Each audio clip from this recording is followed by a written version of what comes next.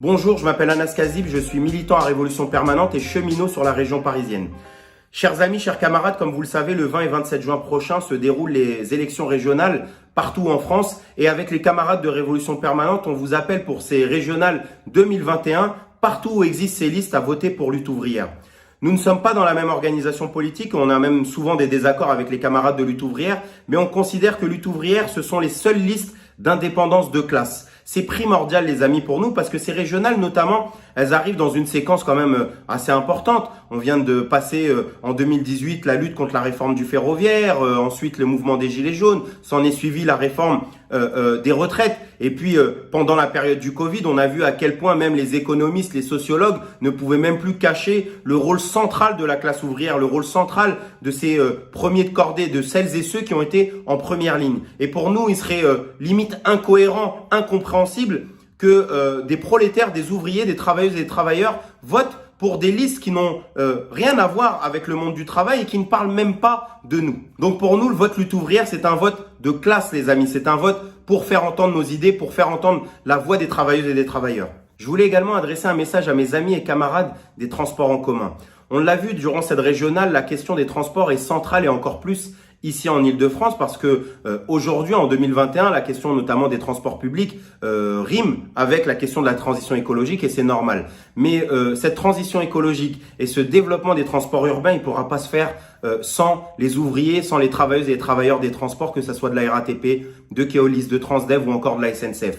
Et on voit dans les différents programmes, on nous dit tout et parfois son contraire. On nous parle de fin de la privatisation, on nous parle de gratuité, on nous parle d'amélioration des rames, etc., etc. Mais on nous parle jamais des travailleuses et des travailleurs, celles et ceux qui sont en première ligne. On parle souvent dans les listes à gauche des usagers, des usagères, comme s'il n'y avait que ça qui comptait, mais pas ceux qui font le rail au quotidien.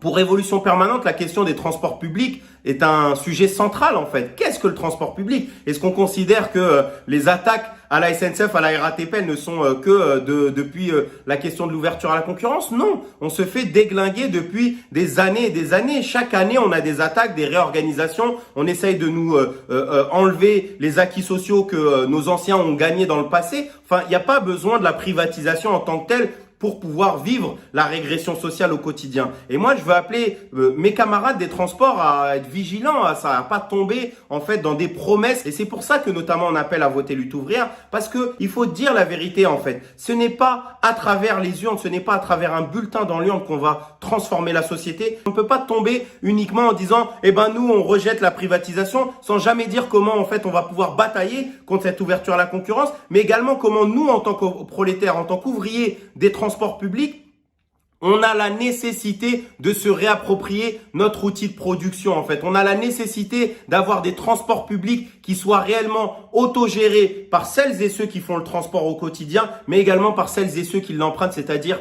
les usagers et les usagères des transports. C'est ça qui est central. Et même si les listes de Lutte ouvrière ne disent pas grand-chose sur la question des transports en commun, elles ont le mérite, en tout cas dans le programme, de revendiquer le rôle central des ouvriers des transports publics ici en France et notamment en Ile-de-France. Et notamment du rôle central qu'a joué la RATP et la SNCF durant la dernière bataille contre la réforme des retraites, mais également de dire la vérité aux travailleuses et aux travailleurs, de leur dire c'est à vous de prendre vos affaires en main, c'est à vous de vous auto-organiser, c'est à vous de commencer à préparer la contre-offensive et de pas dire aux gens vote pour moi et t'inquiète pas, tu peux dormir sur tes deux oreilles. C'est ça contre quoi nous on se bat en tout cas, c'est contre les promesses et comme on dit les promesses, elles n'engagent que celles et ceux qui y croient. Nous on n'est pas là pour croire aux belles promesses. Ça n'a jamais été avec une enveloppe dans une urne qu'on a réussi à faire reculer la bourgeoisie, la preuve étant qu'aujourd'hui, si Macron tergiverse autant autour de la question de la réforme des retraites et qu'il a dû reculer durant le Covid, c'est justement parce qu'on a mené une bataille qui a duré quasiment 60 jours dans les transports publics. Et c'est ça ce que j'ai envie de vous dire, les amis et les camarades. Revendiquez, soyez fiers de la lutte de classe, soyez fiers de la lutte que vous menez, soyez fiers des combats que vous menez devant vos dépôts, devant vos chantiers pour défendre votre outil de travail et ne tombez pas en fait dans les lubies de penser que mettre une enveloppe dans une urne va régler tous vos problèmes. On a tendance souvent à se dénigrer plus et à voir nos faiblesses alors que notre ennemi voit au contraire nos forces. Et je pense qu'aujourd'hui, il est temps de revendiquer nos forces et de voir à quel point le prolétariat, il est central et à quel point durant cette crise sanitaire, il a montré un rôle décisif, comme l'ont dit de nombreux économistes, comme l'ont dit de nombreux sociologues. On a vu à quel point ce sont celles et ceux qui ont les métiers les moins bien rémunérés, qui ont été de la plus grande utilité durant cette crise sanitaire et notamment dans les transports publics. On fait partie de cette catégorie-là, mais je pense également aux camarades de l'éducation nationale, de la santé, de la grande distribution, des transports et autres.